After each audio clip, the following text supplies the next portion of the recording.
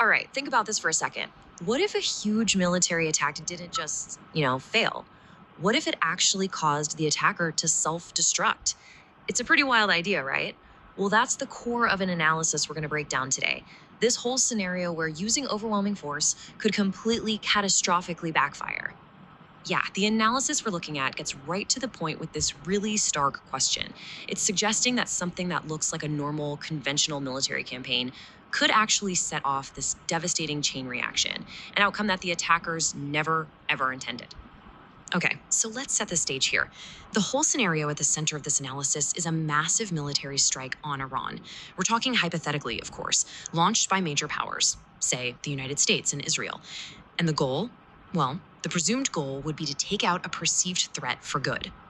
But here's the kicker. According to this analysis, if you look at this as just a simple one-on-one fight, one country against another, that's a huge miscalculation, maybe even a fatal one. The real danger, it argues, isn't that first strike. It's the domino effect, the chain reaction it could set off. And this is where things get really interesting. The analysis says that a direct attack would pretty much instantly light up this whole coordinated multinational network of allies. They call it the axis of resistance. So, what exactly is this axis of resistance? It's a fascinating idea, really. This isn't your typical army, with a top down command structure and all that. No, it's better to think of it as this decentralized web, a network of different groups and states that are all aligned in their thinking, just waiting for a trigger to act together. And just look at how widespread this network is. We're not talking about one or two places. The source points to this huge front that stretches all the way from the Mediterranean to Central Asia. So the idea is that the response wouldn't just come from Iran itself, it would pop up almost everywhere, all at once. Right, so you've got this huge scattered network. But how do they actually fight? That's the million-dollar question, isn't it? Well, the analysis says they wouldn't go for a traditional head-on fight. No, they'd use modern asymmetric warfare tactics. And this comparison really shows the total strategic mismatch. See, asymmetric warfare is all about not playing to your opponent's strengths. You hit them where they're weak. So on one side, you've got the classic superpower playbook. Big army, high-tech gear, looking for a quick knockout punch. But on the other side, you've got this modern resistance network. And it's built for a long, grinding war of attrition. Its goal isn't to win one big battle. It's to bleed the enemy dry, slowly but surely. Now, the source really drills down on one piece of tech that's been a total game changer: drones. They're basically presented as the great equalizer here, a real force multiplier. Why? Because they let you launch these widespread, coordinated, and super effective strikes for just a tiny fraction of what traditional jets and bombers would cost. So how does all this stuff, the network, the tactics, the tech, how does it all come together?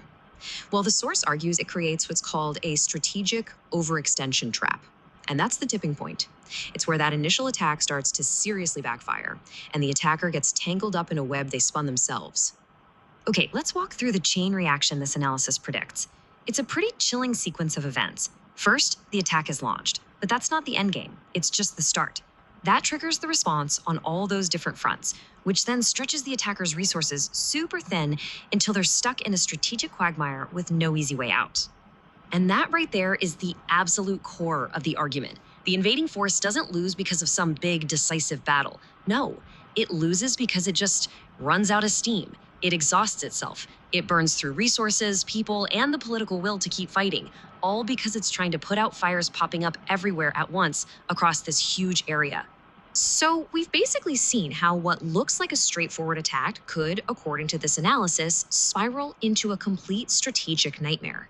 And this all leads to the big central warning in this material. And it's not just a warning about this one scenario. It's about what war itself looks like today. And this quote, this really nails the main takeaway. Basically, in the world we live in now, wars just don't stay in one place. That whole idea of a quick, clean, localized fight, that might just be a thing of the past. Why? Because everything and everyone is just too connected now. You can't pull one thread without the whole thing moving. So let's be really clear about what this is saying. The argument isn't just, oh, a war would be tough. No, it's way more serious than that. It's that the very act of starting the war could kick off a process of self-destruction for the side that started it, just from pure strategic exhaustion. It's a really sobering thought, and it definitely makes you think about the whole idea of military power in the 21st century. And that really leaves us with a huge question to chew on, doesn't it? In a world that's so interconnected, can any big war ever really stay local? If this analysis is even close to right, it suggests that in our globalized era, pulling on one single thread could unravel the whole tapestry, and in ways that nobody, absolutely nobody, can predict.